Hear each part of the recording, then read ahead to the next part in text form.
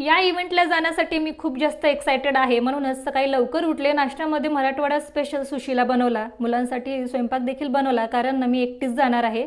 काल आणलेला हा ड्रेस घालून छान अशी रेडी झाले आणि मला न्यायला अंकिता आली, तिच्यासोबत इव्हेंटला पोहोचले. आल्यानंतर सर्वांनी छान छान फोटोज काढले.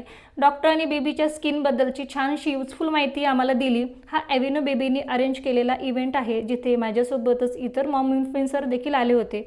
यातल्या बऱ्याच जणांना तुम्ही ओळखतही असाल. त्यांच्यासोबत छान फोटोज व्हिडिओज घेतले आणि नंतर मग सर्वांसोबत छानसं लंच करून मी घरी आले. घरी आल्यानंतर 3-4 तास माझ्याशिवाय राहिलेली लाडो मला पाहून अजिबात रडली नाही आणि तिला असं हॅपी पाहून मला तर खूप छान वाटत होतं. पण तिचं सर्व लक्ष मम्मापेक्षा मम्माने आणलेल्या बॅगकडेच होतं. हे ॲव्हेन्यू बेबीने आम्हाला दिलेले गिफ्ट्स आहेत. तिला कळून चुकलं होतं की हे मम्माने माझ्यासाठीच काहीतरी आणलंय, म्हणूनच ती तिच्या दादाला दाखवून जळवत होती.